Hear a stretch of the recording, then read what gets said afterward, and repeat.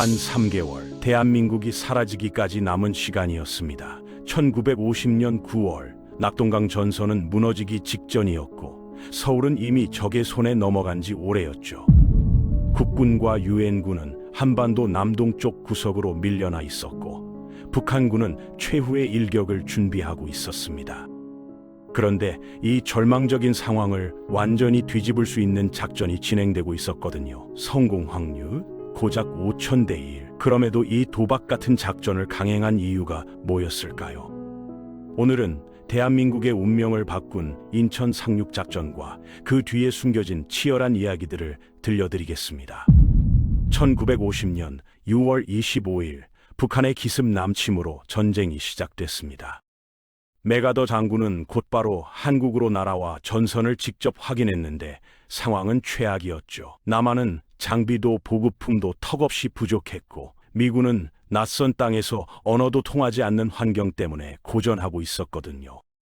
이때 이승만 대통령이 세계 어디에도 없던 혁신적인 제도를 만들어냅니다. 바로 카투사였습니다. 한국 병력을 미군 부대에 배속시켜서 미군의 인력 공백을 메우는 동시에 낯선 환경에서 빠르게 적응할 수 있도록 한 거죠. 1950년 8월 15일, 이승만 대통령과 메가더 사령관이 정식으로 합의하면서 카투사 제도가 공식화됐습니다. 그리고 단 하루 뒤인 8월 16일, 313명의 첫 카투사 요원들이 일본행 선박에 올랐죠. 이들은 후지산에서 기본 훈련을 받았고 한 달 뒤 인천 상륙작전에 처음으로 투입되게 됩니다. 상상해보세요. 불과 한 달 만에 실전에 투입된 겁니다. 한편 서울에서 전선을 시찰한 메가더 장군은 중요한 결론을 내렸습니다. 이대로 밀리기만 해서는 절대 이길 수 없다는 거였죠. 전세를 완전히 뒤집을 수 있는 대담한 상륙작전이 필요하다고 판단했습니다. 전선이 낙동강까지 밀린 상황에서 메가더는 미 8군 사령관 월튼 워커에게 9월 중순까지 최대한 버텨달라고 부탁하면서 자신이 구상한 비밀작전 준비에 들어갔거든요. 메가더가 선택한 상륙 지점은 인천이었습니다. 그런데 이 결정에 미 국무부와 합동참모본부가 강하게 반대했죠. 인천 앞바다는 섬들이 많아서 대규모 함대가 진입하기 어려웠고 무엇보다 조수 간만의 차이가 엄청났거든요. 평균 9m, 최대 10m가 넘는 조수 간만의 차는 상륙 작전에 치명적이었습니다. 잘못하면 배들이 모두 갯벌에 갇힐 수도 있는 상황이었죠. 미 국무부는 차라리 군산에 상륙하는 게 어떻겠냐고 제안했습니다. 하지만 메가더는 물러서지 않았습니다. 인천에 상륙하면 곧바로 서울로 진입할 수 있고 낙동강에 집중된 북한군의 보급로를 효과적으로 차단할 수 있다고 주장했죠. 게다가 수도 서울이 가진 정치적, 심리적 의미를 고려하면 반드시 인천이어야 한다고 강조했습니다. 메가더는 태평양 전쟁에서 수십 차례의 상륙 작전을 모두 성공시킨 경험이 있었기 때문에 자신의 판단에 확신이 있었거든요. 미 국무부와 메가더의 의견이 좀처럼 좁혀지지 않는 가운데 메가더가 강수를 뒀습니다. 인천 상륙을 허가해주지 않으면 사령관직에서 물러나겠다고 선언한 거죠. 이런 단호한 태도에 결국 미 국무부가 조건부로 승인했습니다. 인천이 여의치 않을 경우 군산에 상륙한다는 조건이었죠. 작전 날짜는 9월 15일로 정해졌습니다. 메가더 유엔군 사령부는 일본에서 상륙 작전에 필요한 모든 물자와 무기를 준비했습니다. 준비를 마친 상륙 부대들은 일본과 부산에서 각각 출발해 제주도 남쪽에서 집결한 뒤 드디어 인천을 향해 북상하기 시작했죠. 이때까지도 인천 상륙에 대한 정보는 극비로 분류돼서 대부분의 일반 장교들조차 어디로 가는지 몰랐다고 합니다. 작전 보안이 얼마나 철저했는지 알 수 있는 대목이죠. 인천 상륙 작전이 시작되기 전 유엔군은 북한군을 철저히 기만하는 작전을 펼쳤습니다. 미 해군은 1945년 도쿄만에서 일본의 항복을 받았던 전함 미주리호까지 동원해 강원도 삼척을 포격하면서 상륙하는 척했죠. 전북의 항구 도시 군산도 포격하고 교통 요지를 공습해서 적을 혼란스럽게 만들었습니다. 그리고 결정적으로 인천 상륙 작전이 시행되는 바로 그날 다른 곳에서도 상륙 작전이 동시에 진행됐거든요. 바로 장사 상륙 작전이었습니다. 이 작전의 목적은 적의 주의를 분산시키는 동시에 보급로를 차단하는 것이었죠. 이 작전에 투입된 부대원들 대부분은 17살의 학도병들이었습니다. 당시 학교는 모두 휴교 상태였고 남한 대부분이 북한에 점령당한 상황이라 예상보다 많은 학생들이 자원했거든요. 772명의 학도병들은 단 2주간의 짧은 훈련을 받고 작전 전날인 9월 14일 문산호를 타고 부산항에서 장사리로 이동했습니다. 그날 날씨는 최악이었습니다. 태풍이 몰아치고 안개가 짙게 끼어 있었죠. 새벽 5시 30분 문산호가 장사리 상륙 지점에 도달했을 때 불행이 닥쳤습니다. 태풍으로 인한 파도에 떠밀려 배가 좌초된 거예요. 많은 인원이 물에 빠졌고 애초 작전 기간이 3일이었기 때문에 보급 식량도 매우 적었는데 배가 난파되면서 그마저도 잃어버렸죠. 문산호 요원들은 6일 동안 식량도 보급 없는 상황에서 전투를 치러야 했습니다. 이들이 필사적으로 저항하는 사이 설상가상으로 문산호를 포착한 북한군이 집중 사격을 가했습니다. 하지만 이런 악조건 속에서도 학도병들은 직접 전투로 적군 270명을 사상시키고 포로 4명을 잡았으며 방어시설인 토치카 11개를 파괴했죠. 주 목적인 교통로 차단을 위해 교량 2개와 도로 6개를 파괴했고 다수의 적군 보병 무기를 노획해서 전투에 활용하기도 했습니다. 특히 이런 기만 작전을 통해 인천 상륙 작전을 향한 북한군의 주의를 분산시키고 낙동강 전선의 북한군 방어 태세를 약화시키는 데 성공했다는 게 중요합니다. 북한군은 포항에서 경주로 이어지는 형산강 방어선에서 적지 않은 병력을 빼내 장사리로 보낼 수밖에 없었고 인천 상륙작전에 발맞춰 전면 반격에 나선 한국군은 보다 쉽게 북한군 방어선을 돌파할 수 있었던 거죠. 장사리 해변의 피해는 막심했습니다. 작전에 투입된 학도병 약 140명이 전사했죠. 하지만 악조건 속에서도 치열하게 싸워준 덕분에 미군 지원이 도착하면서 작전은 성공적으로 완수됐습니다. 9월 19일 살아남은 요원들을 구출하기 위해 수송선 LST가 장사리 해안에 도착했고 139명의 사망자와 92명의 부상자를 제외한 640여 명의 병력이 빠져나와 20일 새벽 부산항으로 돌아왔습니다. 많은 희생을 치렀지만 작전은 성공이었습니다. 한편 대한민국의 운명이 결정되는 날 9월 15일 인천에서는 6.25 전쟁의 판도를 뒤집을 작전명 크로마이트 인천 상륙 작전이 시작됐습니다. 인천 월미도 앞바다에 도열한 유엔군 함대의 함포들이 일제히 불을 뿜으며 해안가의 북한군 진지들을 포격하기 시작했죠. 그리고 곧이어 상륙 부대들이 월미도에 상륙했습니다. 상륙한 지상군은 단 1시간 만에 월미도를 점령했고 인천 시내로 진격하기 시작했습니다. 그동안 수세에 몰리던 국군과 유엔군이 드디어 공세로 전환되기 시작한 거예요. 사실 전쟁이 시작된 이후 중국 측 첩보를 통해 유엔군의 대규모 상륙 작전을 조심하라는 정보가 계속 들어왔기 때문에 북한군 사령부도 인천에 대규모 상륙 작전이 있을 것을 이미 알고 있었습니다. 김일성도 이를 알고 있었기 때문에 따로 인천 방어 여단을 편성해 방어를 지시할 정도로 나름 신경을 썼죠.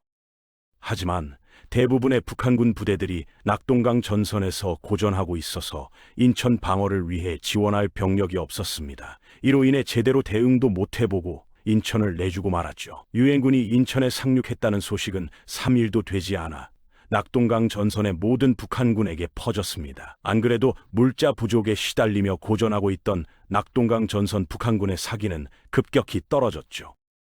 이들은 유엔군에 의해 후방 지역이 점령당한다면 역으로 포위당해 전멸할 것이 뻔했습니다. 낙동강 전선의 북한군 부대들은 더 이상 희망이 없다고 판단하고 모두 38선으로 후퇴하기 시작했죠. 계획했던 양쪽의 상륙 작전이 모두 성공한 상황에서 낙동강 전선의 국군과 유엔군은 인천 상륙 작전 성공 소식을 듣고 일제히 북진을 시작했습니다. 이후 인천에서 서울로 진격하는 부대와 낙동강 전선에서 북상하는 부대가 경기도 오산에서 합류하면서 서울 탈환을 위해 진격했죠. 이 시점에서야 김일성은 인천이 주공격이었던 것을 뒤늦게 깨달았고 허를 찌르는 기습을 당한 북한군 병력은 모두 서울로 후퇴했습니다. 서울로 모인 약 2만 명의 북한군 패잔병들은 서울만큼은 절대 뺏기지 않기 위해 견고한 방어선을 구축했는데, 이 때문에 서울로 들어가는 중요 길목에서 격전이 벌어졌습니다. 하지만 9월 28일 국군과 유엔군은 끝까지 방어하는 북한군을 몰아내고 서울 탈환에 성공했습니다. 약 3개월간 공산 정권의 수중에서 고통받았던 서울이 다시 자유주의 진영으로 돌아온 거죠. 서울 시내 경찰은 치안을 유지하고 공공시설을 급속히 복구하기 시작했으며, 도쿄에서 메가더 사령관과 부산에 있던 이승만 대통령도 김포 비행장에 도착해 함께 서울 시내로 향했습니다. 수도를 탈환했다는 소식에 이곳을 떠났던 피난민들도 서울로 돌아가기 시작했죠. 북한군은 모든 전선에서 후퇴하기 시작했고, 9월 말이 되자 38선 남쪽의 북한군을 거의 경멸함으로써 사실상 전쟁인의 상태를 회복했습니다. 이제 최대의 관심사는 38선 돌파 여부였죠. 그동안 철저하게 당했던 침략의 수모를 되갚을 수 있는 상황이었지만, 만약 38선을 돌파해 북진할 경우 소련과 중국의 개입을 초래하면서 전쟁이 확대될 우려가 있었습니다. 이대로 멈추게 된다면 북한군이 재정비한 후 재차 침입할 가능성이 있었고, 이 때문에 유엔군이 계속 한국에 주둔할 수밖에 없다는 문제도 있었죠.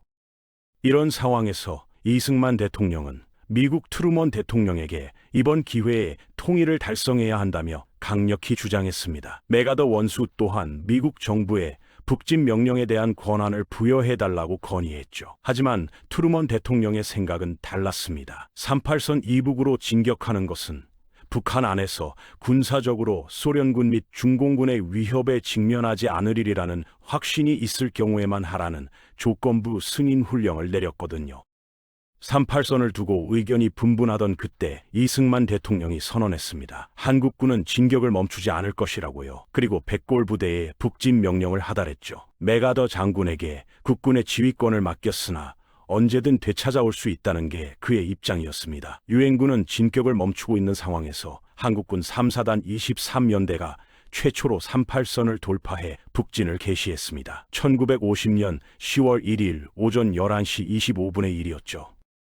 미국도 논란 끝에 10월 9일 국군의 뒤를 이어 전면적인 북진 작전을 시작했습니다.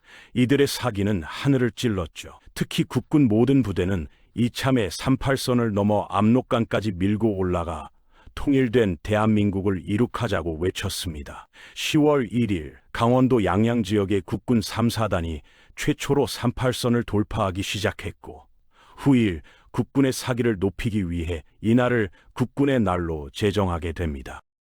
이들의 북진은 거침없었습니다. 불과 며칠 만에 북한의 중요한 항구 도시인 원산과 북한의 수도 평양에 입성하는 기염을 토했죠. 메가더 장군은 기존의 청천강까지 목표로 했던 북진 한계선을 압록강 남쪽 60km 라인까지 수정하고 북진을 멈추지 않았습니다. 후퇴하는 북한군은 압록강을 넘어 만주 하얼빈 지역까지 도망칠 정도로 상황이 좋지 않았는데요. 이미 낙동강 전선에서의 소모전으로 인해 북한군은 더 이상 스스로 방어할 수 있는 전력을 상실했거든요.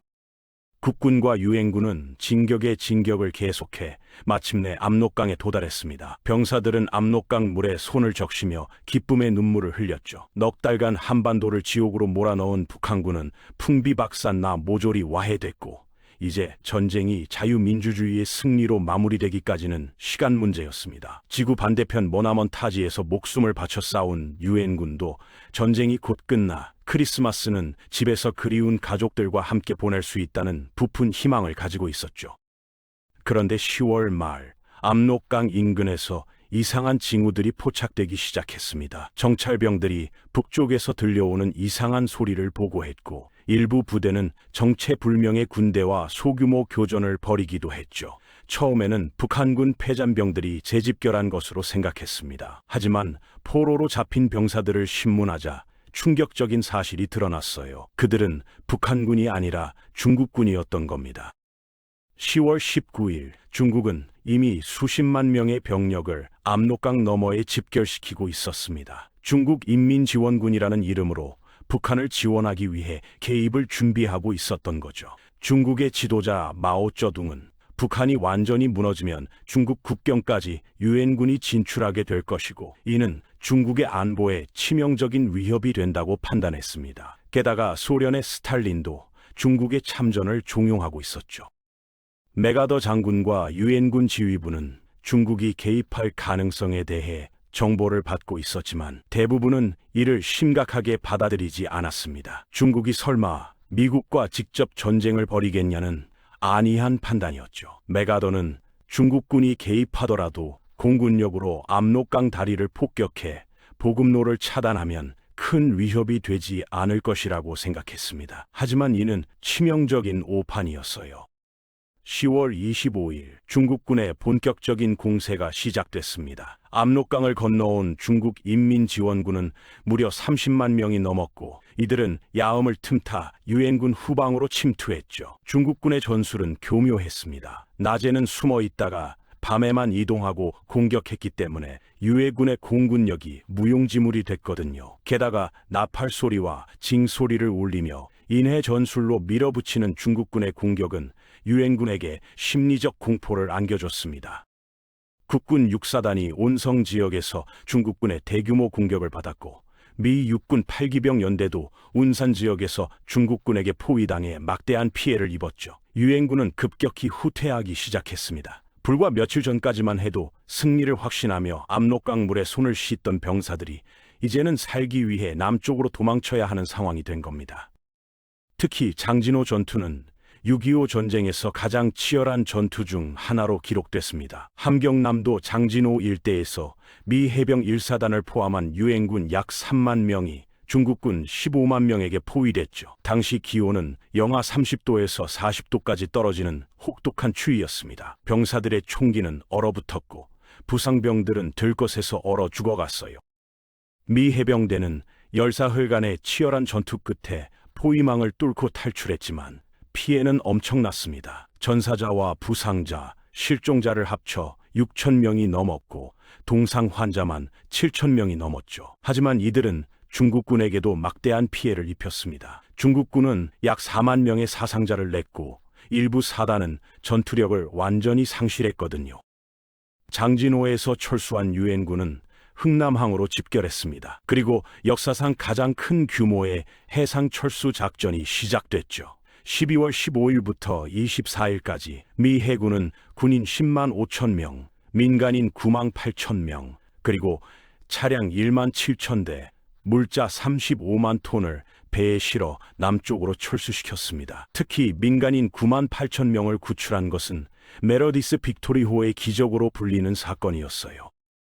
화물선 메러디스 빅토리호는 원래 군인과 군수 물자를 실어 나르는 배였지만 선장 레너드 라루 대령은 흥남항에 모여든 피난민들을 보고 결단을 내렸습니다. 모든 군수 물자를 버리고 피난민을 태우기로 한 거죠. 정원 60명의 배에 1만 4천 명이 넘는 피난민을 태웠습니다. 배 안은 발 디딜 틈도 없었고 화장실도 음식도 제대로 없는 상황이었죠.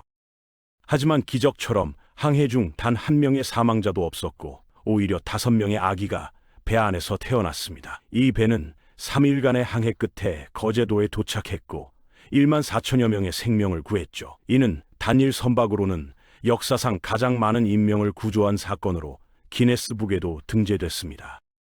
흥남 철수가 완료된 후 유엔군은 38선 이남으로 완전히 후퇴했습니다. 불과 2달 전 압록강까지 진격했던 부대들이 다시 38선 아래로 밀려난 거예요. 중국군의 개입으로 전쟁은 완전히 새로운 양상으로 접어들었습니다. 1951년 1월 중국군과 북한군은 다시 38선을 넘어 남진하기 시작했고 1월 4일에는 서울이 또다시 함락됐죠. 이승만 대통령과 정부는 다시 부산으로 피난을 떠나야 했습니다. 서울 시민들도 겨울 추위 속에서 또다시 피난길에 올랐어요. 6.25 전쟁 중 서울은 총 4번이나 주인이 바뀌었는데 이때가 3번째였습니다. 하지만 유엔군은 이번에는 낙동강까지 밀리지 않았어요. 38선 남쪽 평택에서 안성을 잇는 선에서 방어선을 구축하고 중국군의 공세를 막아냈죠. 메가더 장군은 중국 본토를 폭격하고 대만의 국민당 군대를 투입해야 한다고 주장했지만 트루먼 대통령은 이를 거부했습니다. 중국 본토를 공격하면 소련까지 개입해 제3차 세계대전으로 확대될 수 있다는 우려 때문이었죠. 결국 맥아더와 트루먼의 의견 충돌은 극에 달했고 1951년 4월 11일 트루먼 대통령은 맥아더를 유엔군 사령관에서 해임했습니다. 맥아더를 대신해 매튜 리지웨이 장군이 유엔군 사령관으로 부임했습니다. 리지웨이는 맥아더와는 다른 접근을 택했죠. 그는 북진보다는 중국군과 북한군에게 최대한 많은 피해를 입혀 협상 테이블로 끌어내는 것을 목표로 삼았습니다. 유엔군은 천천히 반격을 시작해 3월 15일 서울을 재탈환했고 4월에는 다시 38선 부근까지 진출했죠. 이후 전선은 38선을 중심으로 고착됐습니다. 양측 모두 더 이상 큰 진전을 이루기 어렵다는 것을 깨달았고 1951년 7월 드디어 휴전 협상이 시작됐죠. 하지만 휴전 협상은 순탄치 않았습니다. 포로 송환 문제, 휴전선 획정 문제 등으로 협상은 2년 넘게 질질 끌렸고 그 사이에도 전투는 계속됐습니다. 고지 쟁탈전이라는 소모적인 전투가 이어졌어요. 백마고지, 적영능선, 단장의 능선, 피의 능선 등 수많은 고지에서 양측은 엄청난 희생을 치르며 전투를 벌였죠. 특히 철의 삼각지대로 불리는 김화에서 평강, 철원을 잇는 지역에서는 치열한 공방전이 벌어졌습니다. 이런 고지전에서 국군과 유엔군은 중국군과 북한군에 맞서 용감하게 싸웠고 많은 영웅적인 이야기들이 만들어졌죠.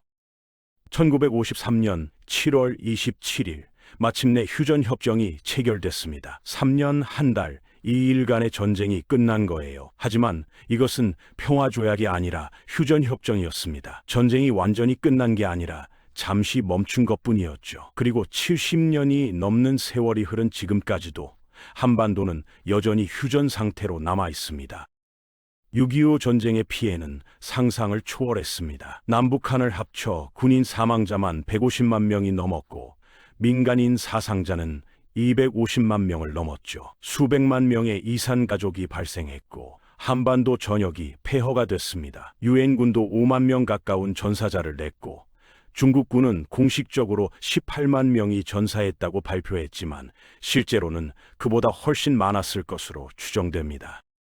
그럼에도 불구하고 대한민국은 살아남았습니다. 인천 상륙작전이라는 역사적 결단이 없었다면 지금의 대한민국은 존재하지 않았을 거예요. 5,000대 1이라는 성공 확률에도 불구하고 작전을 강행한 맥아더의 용기, 17살 학도병들의 희생, 압록강에서 흥남까지 싸우며 후퇴한 장병들의 용맹, 그리고 수많은 민간인들의 인내가 모여 오늘날의 대한민국을 만들었습니다.